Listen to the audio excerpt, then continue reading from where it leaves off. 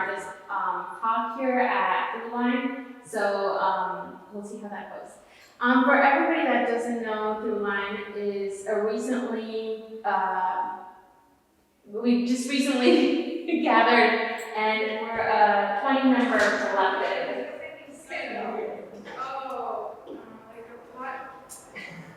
So we're a 20-member collective, and we're exploring different mediums from photography, drawing, painting, sculpture, videography.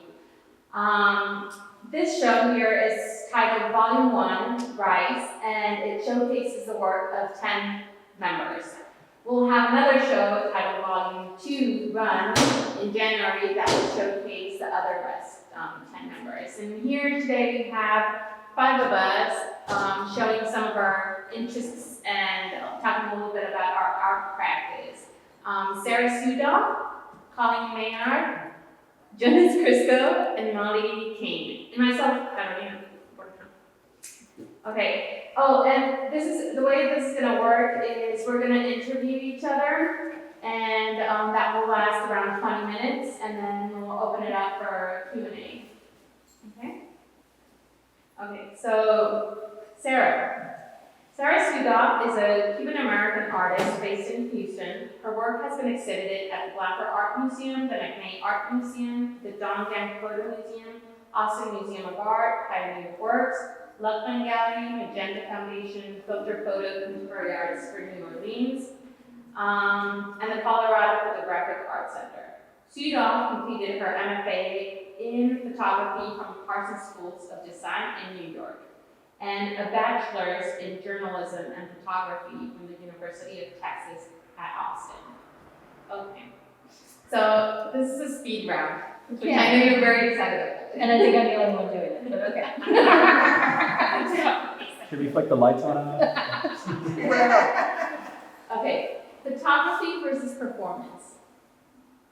Can I give you a one-word answer? Is that what you're looking for? No, you can Performance. You can be creative. Okay, performance, because well, those of us that do performance or have done performative work, photography is part of it. So I would choose performance, even though I'm known as photographer. Okay. What's your favorite color? I'm gonna go with this blue right now, but black actually more recently. I've been wearing a lot of black, so yeah. Anyway. What's name 2 artists that you admire? It's hard to narrow down, but I'll go with those that are always at the top of my mind, which would be Marina Abramović, which is probably very obvious, and then Teresa Margolis. Both for their use of materials, the use of the body, performance, and their social engagement. Do you consider yourself an artist or a woman artist? I'm an artist who, I guess, happen to identify as female and mother, but I'm an artist who explores her own life, and that often entails topics or experiences unique to being a woman. Which is your favorite body personally?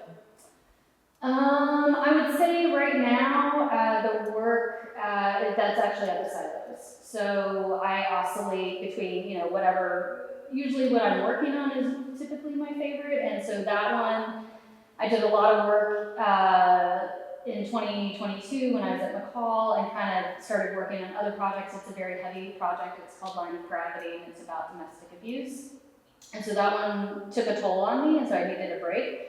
But I was asked to re-envision it and do 2 installations at the silos. And so right now, I'm kind of in love with those installations and very proud of them. Yeah. Great. And it's still up. And so today I need to take it down. So if anyone wants to follow me after this, I will take it down. Good. Okay, and then now a little bit more in depth. Could you share some insights on how your current work is inspired on photographic journalism, but pulling into the performance?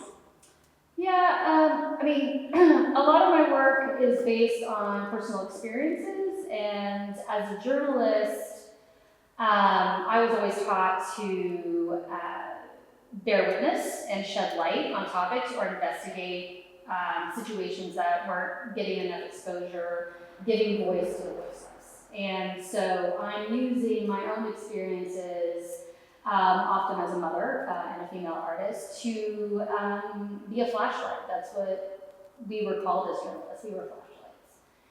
And so a lot of those projects might stem from something that I've encountered, my children, my community, and then I've looked at how can I expand on that, how can I involve the community, how can I use my story as a story that applies to all of us, or at least a good portion of the population, you know, whether it's access to care as a woman, breastfeeding, domestic abuse, gun violence, things like that.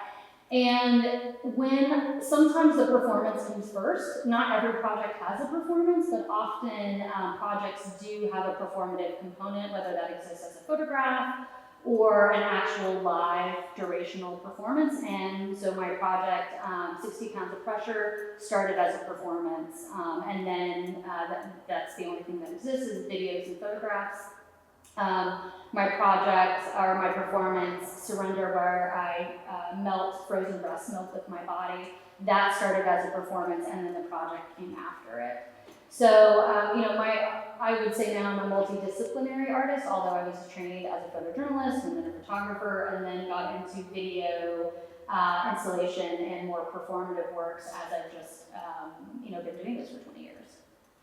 Okay, and the last one before we go into Colleen. So tell me a little bit more about this, how you engage with the community and it becomes an important component of your work. Yeah, I feel, I don't know if it's feel, but I am so interested in social practice. And so when I was in graduate school, social practice was not an option. That it was not an option to get a degree in social practice. And if it wasn't anywhere in New York, and it wasn't in conversation. And now that has become, you know, an avenue that a lot of artists can take. And as a photojournalist working in the arts, I always felt out of sorts. I was like, where do I fit? I'm doing these social engaged projects, but there's no name for them. Well, now there is, it's social practice. And so I've been revisiting and rethinking about a lot of the work that I do and how can I take my story, yes, share it with you, the audience, but now how can I make you, the audience, a co-creator of the project and of the experience. And I'm looking at some of you here, as well as you all, who have participated in some of my recent performances.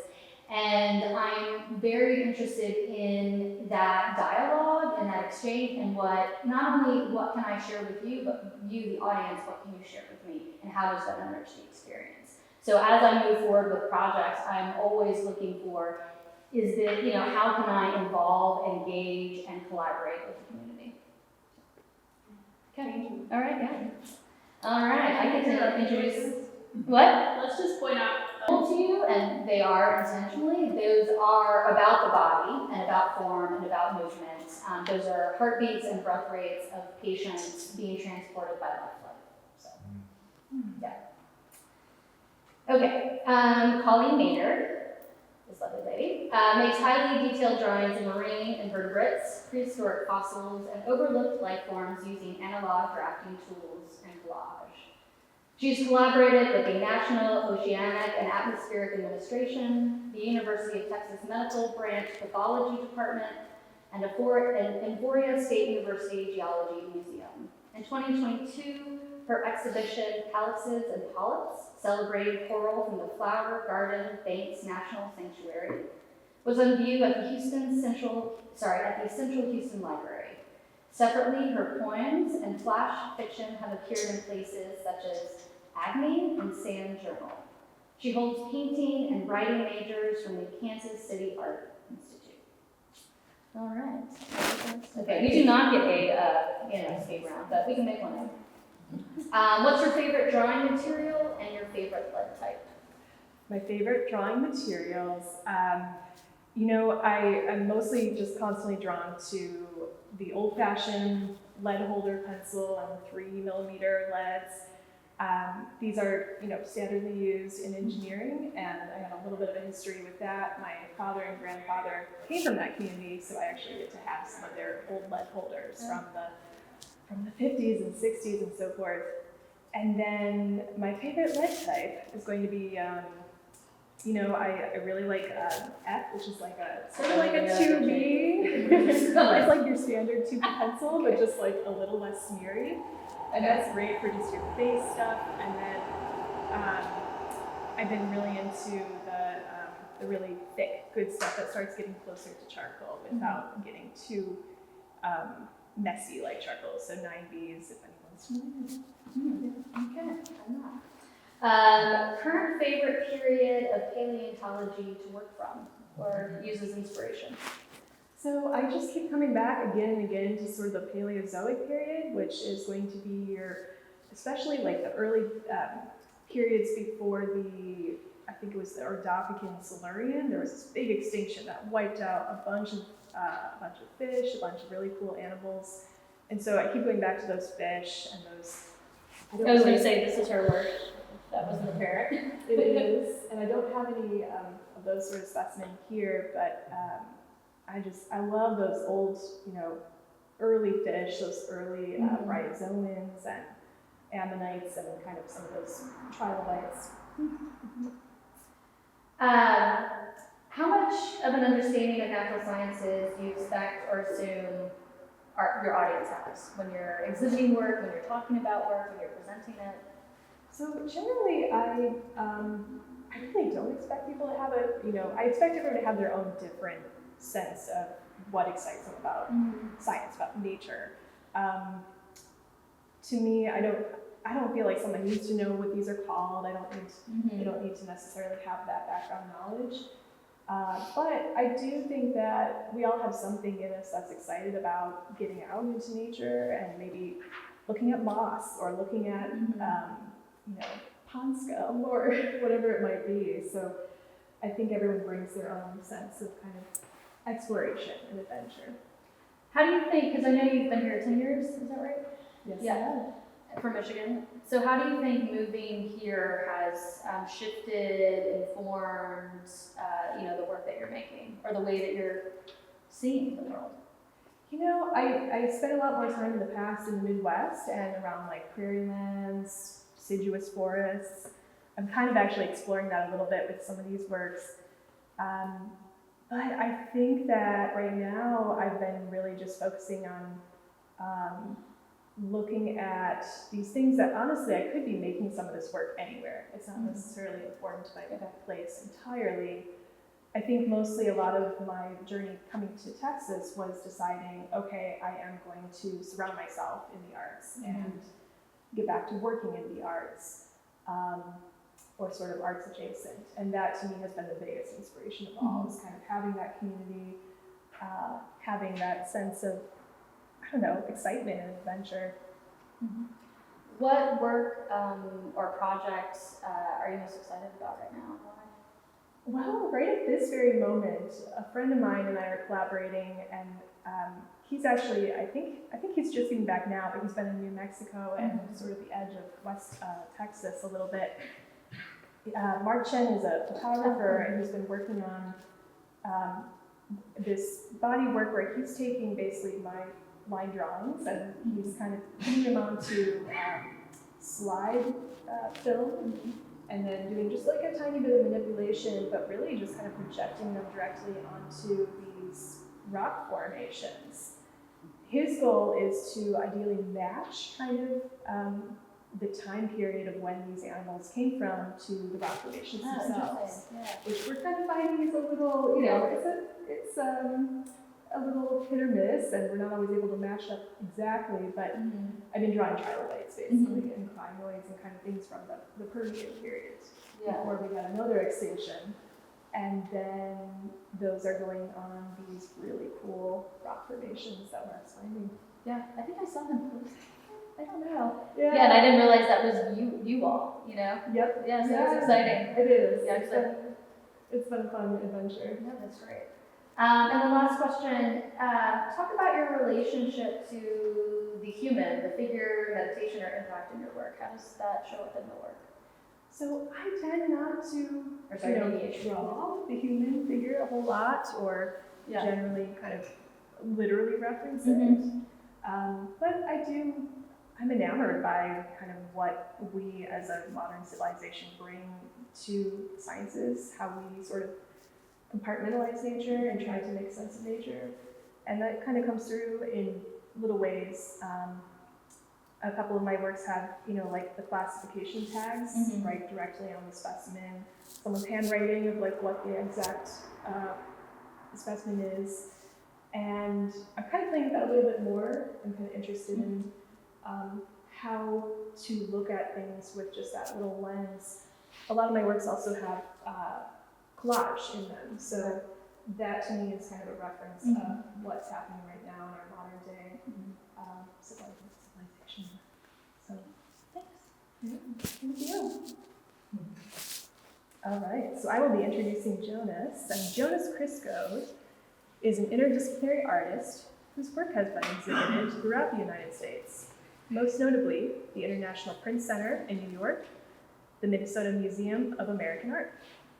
Crisco has been featured in various art publications, including Art Lives and New American Painting, and he's been a Jerome Fellow at the High Point Center for Printmaking and a West Prize Acquisition recipient. A native of Austin, Texas, he received his BFA from the School of Visual Arts in New York and the University of Texas at Austin, and his MFA from the Rhode Island School of Design. Currently, he's on the faculty of the art school at the Contemporary Austin and Austin Community College. He was a founding member of ICOSA, an artist-run space located in Austin, Texas. So, Jonas, how does place how does place influence your work? I would say more and more, places I've lived, going to school, that there's a certain color palette, even, in terms of material, things that you hear, that finds its way into my work. And, I'm a very serial, maker. I work in series. And I kind of sort of find that, like, well, wow, when I look at these places that I was living, I look at, like, what I was making. And yeah, it was really kind of influenced, again, through color palette, through material that I was finding, through, things I was hearing, sayings, like when I was living in South Carolina, bless your heart, And so, yeah, I find that more and more I'm kind of like this little sponge, and depending where I'm at, I can always predict, once I'm there for about 6 months, I start to kind of bring in these things and then start to expel the stuff that I brought in through my work. And kind of related to that, many of your materials are found scavenged or have some type of layered history in them. Can you tell us about maybe a recent material that maybe has some of that past history? Sure. Like the pieces that are up here on the wall, a lot of the 2x4s were found in my neighborhood in Austin. A lot of the houses are being demolished, and there's only 2 houses on one. These houses were built in the 1940s, and they're in central Boston. It was one of the first suburbs. And so these 2x4s are like 70 years old. And so it's just like, they just take them to the dump. And so it's just sort of this aura to it. And Walter Benjamin, in the Age of Mechanical Reproduction, he talks about these things that are handmade or that have aged to them having this aura to them. And I don't know, more and more I find it just like, well, hey, it's going to the dump, I'll bring it in. Now, some of the material as well, like with the prints, I kind of mimic that patina that you have that are of this aged look. Another example of this is I was in New Orleans, we were doing ICOSA in the exchange show with Antenna there. And we had rented an Airbnb, and next door they were renovating this row house that was probably built in like the mid-1800s. And they were just putting it all in a dump trailer. And so I had an empty van, and so I just started loading up the lumber in the van, this beautiful stuff that, again, probably good 150 years old. And so, I have those, that lumber in my studio here in Houston. I'm working on a couple pieces that were inspired by my time just being in Bywater. And so there's that idea of kind of making, literally making, work from a place. Also, before I left Austin, I was just like, well, why buy paint? I'll just put out on Facebook, like, anybody have any extra paint? And so a lot of the paint I brought with me was literally the paint from the neighborhood, like the color palette. And so this idea of actually just creating a piece from a specific place, through, scavenging material, finding material, asking for it. Because in the end, you might need to go get some hardware at Home Depot, but there's so much stuff that's just being thrown away. So, yeah. On that note, I'm curious, do you ever feel kind of like it gets addictive to, or sort of a habitual to start going in that mindset? Yeah, I gotta stop myself. Yeah. I gotta stop myself at a certain point where it's like you fill your studio up with a bunch of stuff and you can't work anymore. And you're like, okay. See, I gotta stop myself. I have started looking for places around, and that's in Houston. a lot of older buildings and they're tearing stuff down. I'm just going around and picking up lumber. And so the studio complex I'm in, Mother Duck Studio, is basically just a big art piece in itself. And I remember walking in, I was just so inspired by like just the beams that this building was built in the 1920s. And so it's great to be here within all this sort of old material, but also to see a bunch of stuff that's just, again, it's this, you know, it's progress, right? I guess you want to call it that, you know, and it's just, it all goes to the dump. And so it's just being able to go and find this lumber, and in some cases, some of the lumber doesn't exist anymore, like Georgia pine, true Georgia pine, you can't even find it anymore. And so you find all this stuff, and I'm just amazed sometimes that it's just, you know, it's being thrown away. So, but I do have to stop myself because, yeah. I can imagine that's especially encouraging though in a time where, I mean, lumber is just, the cost of lumber is going up every day, especially with, recent last few years. What role does printmaking play in your practice? Well, printmaking also kind of adds itself to like, you know, kind of the serial nature of the way in which I make, you know, I mean, within printmaking you have multiples, right? And so, you know, with specifically these pieces right here, you've probably got about a good 10, 20 prints that I've taken and created my own collage material and just torn and ripped and then pasted and worked back into. And so I'm a big fan of Mark Bradford and how he goes around and he scavenges material with like kind of wayfinding walks. And you guys know, like wayfinding, it's sort of like, you know, you can usually do it in New York. You can, you know, you just follow where the lights take you. When it's a green light, you go. If it's a red light, you don't. And so you just find out, you know, you let life kind of take you. And so, you know, I used to bring in a lot of material that I would find, but then I was like, well, why don't I just print my own? You know, because I can control it. And then it's also kind of this other layer of kind of, you know, of the process of the piece. And so I would have to say I work in a lot of multiples. Like, you know, I'll create a piece, but it's like, well, if I'm going to make one, I might as well make 5. Why not? So, yeah. That's great. And now you're kind of speed round. What's the most recent art book that you purchased or got at the library? Well, Sarah bought me a book the other day. It was A Year in the Art World. I recommend it. It's really great. I've probably gone through about a quarter of it. It's analyzation of the art world through curator's eyes, through artist's eyes, through fabricator's eyes, through gallerist's eyes. It's really good. And I think Matthew Israel is maybe the author, but I'm really enjoying it. And so I recommend it for any artist because it kind of tells you like all the players, and you start to realize like, oh, okay, you know, this is how it is. So. Anyway. And then I always have to ask, music, no music, or white noise in studio? You know, I love having music in my studio, specifically jazz, but the studio that I'm at, they don't like to have people play music. So since I've been in Houston, I'm with the noise, which is kind of crazy because it's like where I'm at, it's downtown Houston, it's right next to where the Metro Police are. And so it's interesting to take some work outside and hear their conversations as they're getting off work and doing their thing. And then just to hear all the conversations of the neighborhood and yeah. And so it's kind of nice that that's been kind of imposed on me because usually I would have music playing and, you know, getting into it. But, you know, again, it's one of those things that place has influenced, you know, my practice. So. Cool. Well, thank you so much. Thank you, Colleen. I will be introducing Molly Kane. Molly Kane is an artist and designer whose work explores built environments and idealizations of nature. She received an MFA with an emphasis in fibers from Arizona State University, and her work continues to carry on the delicate, expressive qualities of her BFA in drawing from Fort Hays State University. In addition to keeping a studio practice, Molly also teaches workshops and classes. So Molly, I understand process plays a significant role in your work. So why weaving? You know, it's hard not to respond to that question with why not weaving. But alas, I will expand more. Okay, so weaving, like you said, process is important to me. So there's a repetition to weaving, doing something over and over and over again. But weaving also provides structure. It's architecture. It's gridded. So it is similar to your work. It has a place-based quality to it, that it is of the city and it's of the built environment. Here we are, like let's all look around the room and find all of the grids in this building, right? So grid is something that's kind of inherently human. But like I said, the process of working with that gridded structure, it's a little bit of play as well. So you have the repetition, you have your structure that is there, You have a base, but then as you leave, you can change, you can adapt. So there's a process of acting and reacting that I really enjoy with weaving. And it's also very organized, so again, something kind of inherently human, that we like rooted structures, we like ones that are organized.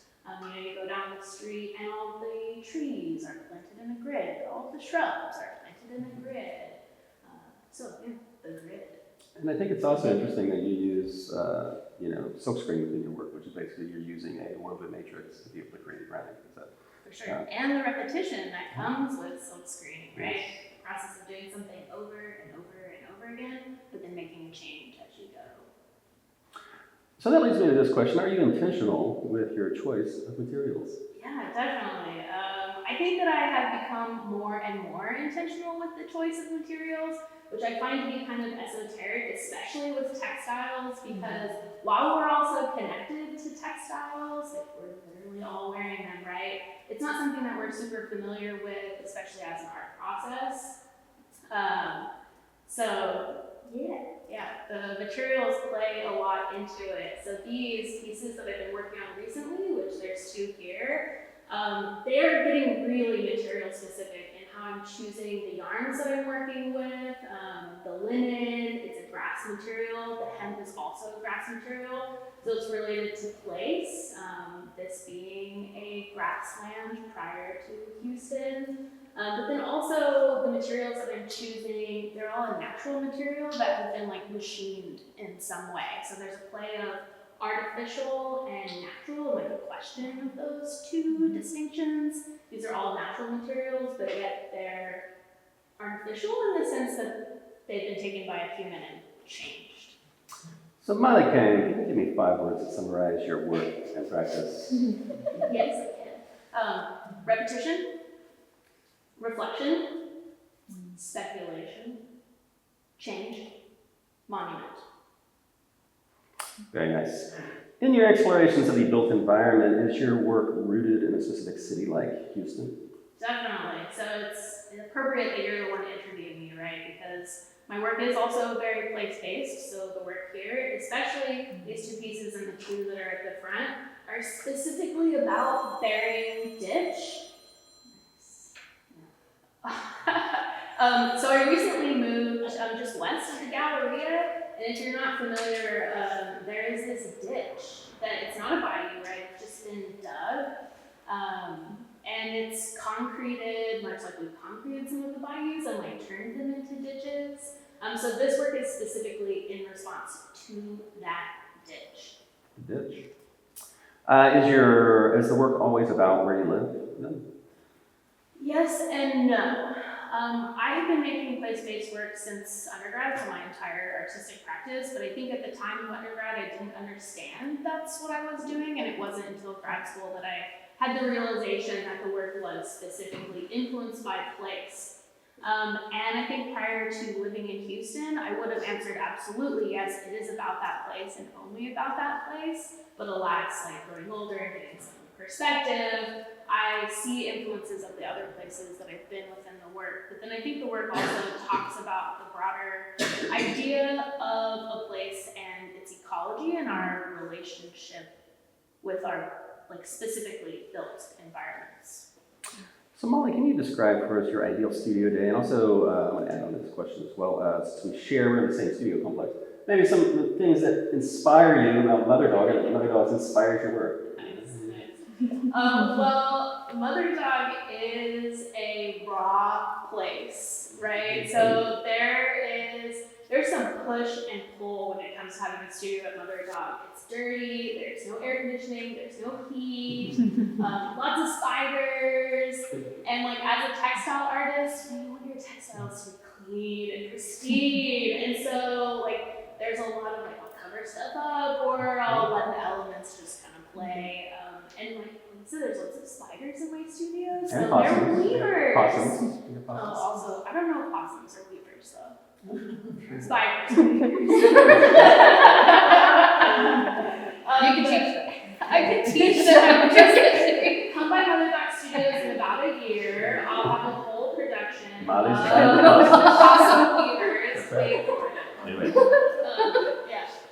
ideal studio day is definitely one where I'm like in the middle of a project. Like I'm in work mode, or we could also call it the flow state. So, the weather's nice, like today's ideal, I have beautiful windows, but it's when I've got like purpose when I go into the studio, I can get something done, focus. Excellent. So the last question is, what's the best book you've read recently? All right, this is, it's not technically a book, but I recently listened to all of the X-1 radio broadcasts, which is a radio broadcast that was put out in the late 50s of short stories, science fiction, but then they've been adapted for radio. So, it's like listening to a play, and they're so ingrained with what's happening in the space age, in the nuclear age. They're really fascinating. It's super, super speculative of like, what's it gonna be like when we meet Martians for the first time? And they're also absurd stories that have been a great inspiration, a great listen. Well, excellent. Thank you, Molly. Yeah, thank you. All right, Carolina. All right, Carolina Borja was born in San Diego, California, and lived in Tijuana before settling in Mexico City. Carolina studied industrial design with a minor in Mexican folk art. Her work often meets at an intersection of sculpture, public art, and Mexican craft. She is incorporating urban materials and craft elements into her pieces. Some materials found often in her work are paper mache, thread, concrete, wood, and photography. Her projects often reflect on topics such as urban mobility, growth, and cross-culture. Carolina has been the recipient of various awards, including the Let Creativity Happen grant in 2023 and 2019, Making It Public Project grant in 2015, and the winner of Art Prize Pitch Night grant at Walker Art Center in Minneapolis in 2015. She has been included in press such as Art Forum's Critic Picks in 2016 for her solo show at the White Page and in Public Art Review for her sculptural and performative work titled Cross Pole Igniting in the same year. So, you seem to be quite an active maker based on this bio. So what drives you to create new work? Well, so I don't know. I mean, that's a good question. I don't know. I wish I knew the answer. I think what happens is like there's these theories that you get, and they're often in your head. And all of a sudden, this is the magic. That's why I don't know. You're writing a grant proposal, or you're doing something, and it kind of like pulls from that. So I think there's an urge of getting those theories from your head into something material, like an object, like a real project. Yeah. So what would you describe as your goals when exhibiting your work? Yeah, I've been feeling like I value gut instinct a lot. Like I think it was a thing where after college you're like, that's something that I should not favor, right? We should look for facts and things like that. But now I'm going back to gut feeling. I do think that I enjoyed planning, installing the exhibition before, having the work documented, kind of writing it, polishing what the idea was, and that way you can compare if your initial intention is still being there, it's met. And I mean, you can't control how the audience is gonna view it, but at least that way you're out of the studio with the work. There's a distance between you and the work, and I guess if the intention is still there, it's cool. All right, so then what has been your most enjoyable work to date? Can you even answer that question? It's hard. Well, I mean, yeah, I guess I can't, because I remember, vividly. I guess it's the one that you remember vividly, I would think. Yeah, the Art Prize was a really cool experience. For those of you that don't know, like Grand Rapids, what they do is all downtown because like gallery venues and anybody that feels like or acknowledge themselves as an artist participates, right? So there's the whole concept of who is an artist and what is art, and then they kind of divide it into two conversations, the public and the critics, and you can all vote, and they do different categories like best performance, best installation work. And I was not living in Grand Rapids, I was living in Minneapolis, and there was like this call for art type thing, and you would propose, but it was almost like American Idol type thing. You would stand up in a podium, and I didn't know, and I never thought I was gonna get it, so I didn't idea, I collaborated, which I think is one of the pieces that I enjoyed the most. And she was like, yeah, we're gonna get it, don't worry about it. And then she's like, I can't make it, like my daughter has something, so you go. And we were fine, I win. And then I'm like, I call her and I'm like, well, we just won. Now we have to create it. And our proposal was we were going to create, I think it was like 500 piñatas, hanging huge piñatas that were going to be activated by people breaking them through different breaking sessions that were all going to be volunteer. She's like, what? We won? And I'm like, yeah. She's like, no, please call me after summer. Like, I can't build this. But it was hilarious, and it involved us, getting more people to help out, doing parties, getting the piñatas in a whole huge U-Haul truck, traveling on the ferry to Grand Rapids, sleeping in people's houses we didn't know, So I think that was the best work. It was a great story to go on. It was a great story, and I mean, there was a lot of press that happened, but I still have, it was probably like maybe 7 years ago. And it's something that kind of still excites me, thinking about how like a whole city or environment can be part of the same conversation. Like it would be interesting to have something like that here in Houston. Which with some festivals have that aspect, like Photo Fest having multiple venues, or there was this, I remember the lawn that used to happen, Latin American art, or what was it called? Yeah. And they were different venues and they all participate, so anything that becomes collective and has more people involved is definitely the best. Just like Yeah. your line. Yeah. Oh, is there a material you're recently exploring or particularly excited about? Well, I don't know if it's that recent, but I've been exploring concrete, and I kind of like, it seems similar to Colleen's experience. Like my family, there are a lot of engineers and architects, so I remember the idea of that material, talked about it in a different way. And I'm treating it like ceramics. And I'm continuing to explore. I don't feel like I've mastered it, so that might be it. All right, last question. Your most recent influential travel that impacted how you engage with your work? Oh. I have no idea. I don't know, but the idea of you talking about place, I think, is similar to where you're not sure if the place is coming up in the work, but maybe with time you can identify, those moments in places. I do have a work that's coming up, which is called Celosía Americana. So it's about how we look at places, and when we move into a new place, it's based on the idea and how we know the previous place. So you're kind of putting a map position, and you even say phrases like, "Oh, this is just like the grocery store I used to know back home." So you're replacing everything. There's like substitution going on. So maybe that one. Thank you. Yeah. Well, now I think we're going to have audience questions. Yeah. Well, first of all,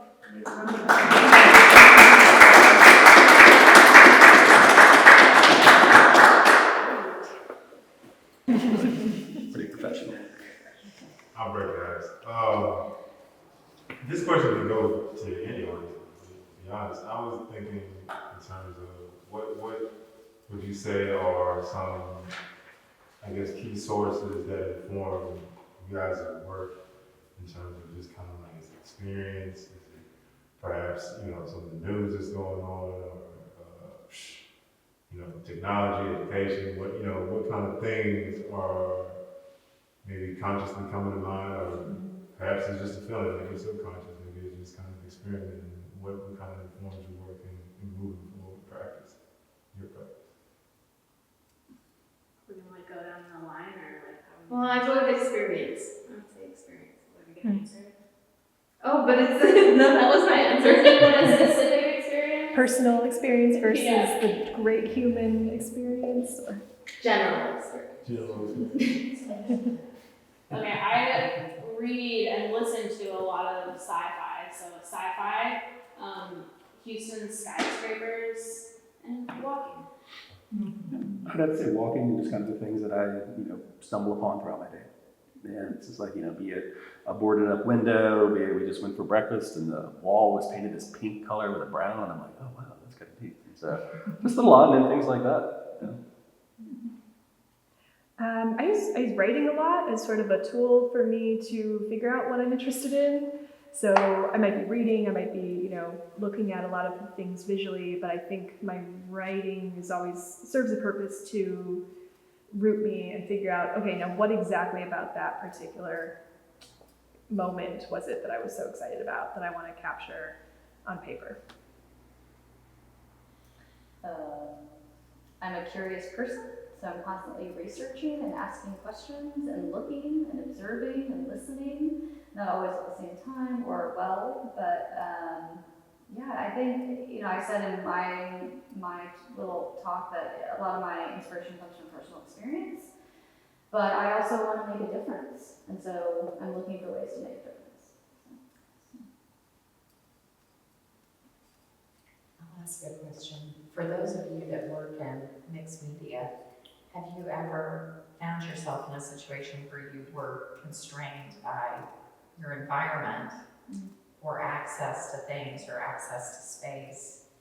And how did the choices you made in that time sort of uncover a new process or some discovery maybe? Or has that never been a factor? I mean, I'll just start, we'll go the other way. I just signed my first studio lease with one of the other 3 line members, and I've always worked from home or worked in my head. I work a lot in my head. And those times that I haven't had access to space or expertise in a particular material, I've hired fabricators, Molly being one of them. And so I have found that collaborative spirit, learning from other artists, working in other artists' studios, really enjoyable for me. And it has also allowed me, the trained photographer, for better or worse, I have 2 degrees in photography. Don't do that. Go get something else. But, I have all these interests, but lack the training. And so I've had to go to other artists and work in their studios and observe them to have them help me. I mean, Jonas also helped me on a project, a screen printing project. Molly helped me on a textile project. And there are other artists in the city. I was thinking, when you asked that question, a couple years ago I made these kites. That's part of the project you saw in the front. And I worked with an artist who had experience with the sailcloth, had a studio big enough to make that work. And I said, can you help me with this project? And not only can you help me with this project, but can I make it in your studio? Because I don't have access. Yeah. So that definitely, who is in my circle, my network, my friends, that has greatly influenced the type of work I make and how I make it. That's a great question. I as far as like thinking about a lack of resources, in particular, like you said, kind of related to mixed media or multiple maybe elements, multiple layers. I've sort of trained myself to some degree to be a bit of a collector and hoarder on some level, and I have been, for instance, I've been saving like clippings from jewelry cutouts and advertisements and magazines for almost like 15 years now, and selectively kind of keeping them. So I feel like I just kind of always have some reservoir of things to work from and pull out. I used to be a lot worse. When I was in undergrad, I was much more collage, and it got to a point where not only the level of how big everything was, but then also the additive layers of collage was a little chaotic. And so that was a very turning point for me to say, how do I pare down and like really start consolidating into what feels really true, what feels really important. And I think I continue to kind of do that to this day. Yeah, there's an artist, Leonardo Drew, and he has this way of making where he says that once he masters something, he moves on. Once it's easy, once he's good, he moves on. And I've always liked that, like, oh, you kind of move on. And I found it with space, right? When I have big space, I usually make big work. When I get small space, I usually make small work. I'm always making, because I really enjoy making. I like working on like, 10, 20 different pieces at once. Because I generally really enjoy making. And so, in moving here to Houston, it was just funny to see all the stuff I've collected over the years. And I'm fucking like shit that I'm like, why do I even have this anymore? But I can't get rid of it. Like a little scrap that I found on a corner in New York. It smells like cactus. And I'm like, I just can't get rid of it. And I'm going to use it one day. And it's just like, yeah. And so it's just like, another artist, Trenton Doyle Hancock. He has the same thing. It's just like this whole entourage of material that you just haul around with you everywhere. And I've got stuff I've taken in every city. And I'm just like, one day I'm going to do something with it. And so, yeah, but I do like that idea of like, having things. And I think like doing residencies, et cetera, it kind of like, it gives you like, okay, well, you're out of your comfortable environment, you're out of your studio, you're in this new place. How is this going to, affect you? How's it going to affect your work? And also, in terms of the material that you have access to. And it kind of like, it keeps you on your feet. It like creates a problem, and that's the thing. I think when artists get too comfortable, they get in a rut. I think I think artists need that struggle, to a certain extent. So. For me, some of the limitations I've experienced are tool-based, so I like to build things, and I've gone through various stages. In grad school, we had a full wood shop, and I even had access to a welder, so I was welding stuff together, building stuff in the wood shop, and then I moved here, and like my studio was in my studio apartment. I didn't have any tools. I had this like silly little, not even a brad nailer, but a pin nailer that was like attaching stuff together. Those were some of the jankiest sculptures I've ever made, but they had so much personality, right? Because they were a product of like not having access to those tools anymore, and having to buy like prefab made tools instead of like building it down to my own thing. And so now I'm like ramping back up to the grad school stage. So I've got a shop in my garage, and I'm starting to like get the tools that I need to build some more complex things. So like getting out of the just really basic like structure that I'm building and starting to explore some different structures. So yeah, tools. Yeah, I agree with the limitations. I think I might be lying to myself, but I think that they make for better work because so the limitations that I find often are going to be the space that you were talking about. How big can I get? Is it going to fit through the door or not? Or like time. Time is also like you can have bids, but I can't have. You have work, family, kids, whatever. But I would agree with Sarah that most of those limitations are usually solved by collaborating, and it just makes better work. So that's what my thoughts are. Yeah. Well, just talking about community and collaboration, I think this is a great talk and a great beginning for us for life and part of it. I would say that I really value the diversity of all of us and the 5 of you. I found fantastic. This is more of a comment than a question. The way each one of you engaged in the conversation and the themes and the way you did it. And big applause to you guys. I'm so happy and proud to be part of this project. And I think it's a great space precisely for collaboration, for deepening, into our thoughts about the world and about Ireland, about community, and about what's going on in the world. I think this is just fantastic. Thank you. One of my personal goals is to have everyone in our collective sort of eventually teach everyone something in terms of maybe either a demo or not necessarily a workshop, perhaps a workshop, or even just kind of like, here's this topic that I've been studying and I'd love to share with the community and kind of give us an overview of that. So, John knows what happens in a lab like this. Yeah, and that's the main thing. It's just like, yeah, your practical considerations over exhibitions, this and that, but it's really a community. That's the thing that's powerful about, I think, artist-run spaces and artists getting together. It's, being there, because we've all been through it, right? You have a big show and then you get the letdown. So to have somebody there, hey, it's all right. Also, to go to your studio and give you that perspective, to talk, to give you those other eyes. Like when you're setting up a show, to be there to say, hey, you need another set of eyes, another set of hands, and that's what's important. I mean, art's not created in a vacuum, and art needs community, and so, and that's the thing and when these communities grow, we need to nurture them, because it's just like a tree. It takes a couple hours to cut down a tree, but it takes years and years for them to grow, and so we need to nurture them as a community. Yeah.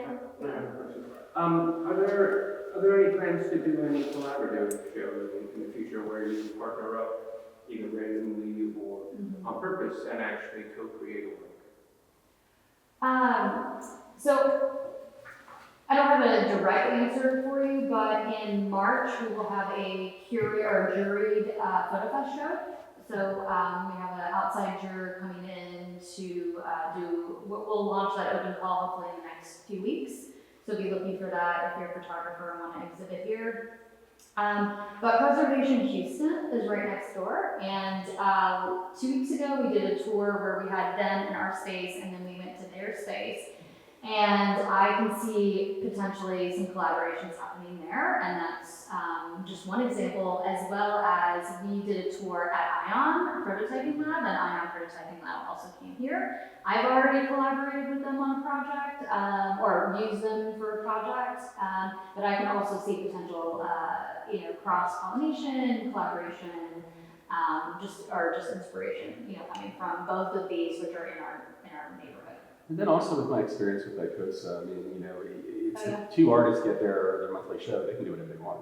They can show their own work, they can, and at ICOSA, people had shown their own work, they combine on a couple pieces and also show their work, they combine on one installation, they had jury to show, they had not shown any of their own work, but so it's like, it's whatever you want to do. And it's just like, it's sort of like your spot.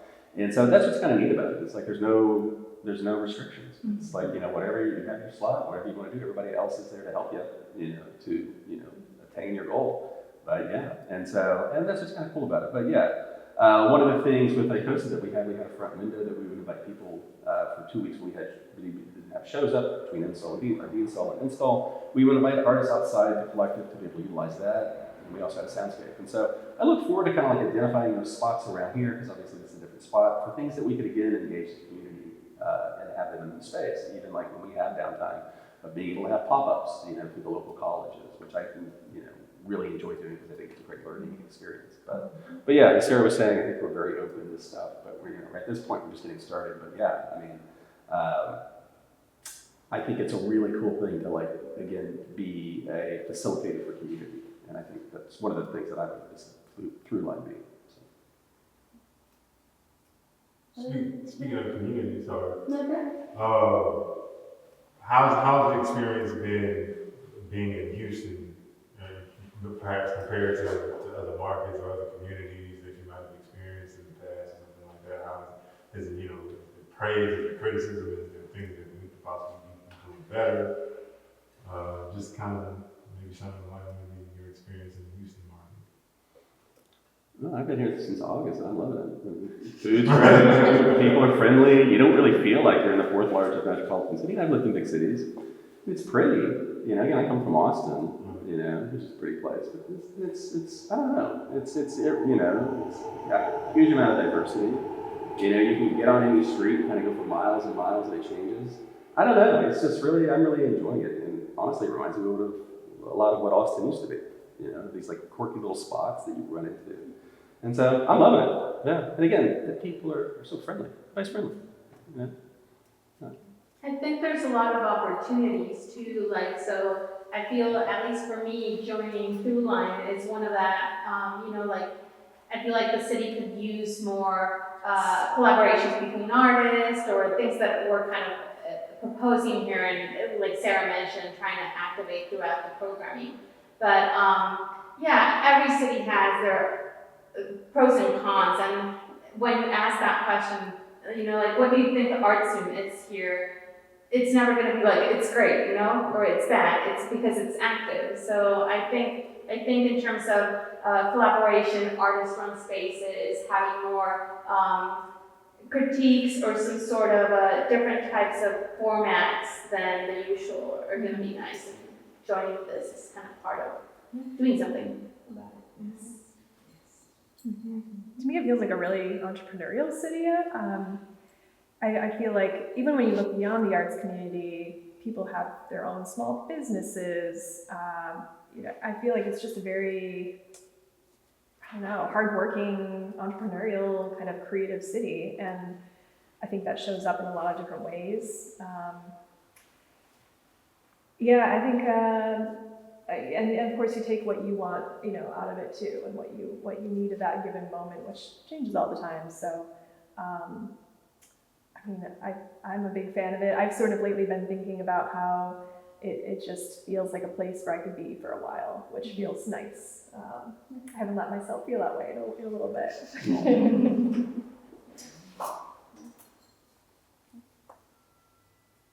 Well, great. So we're gonna close it up and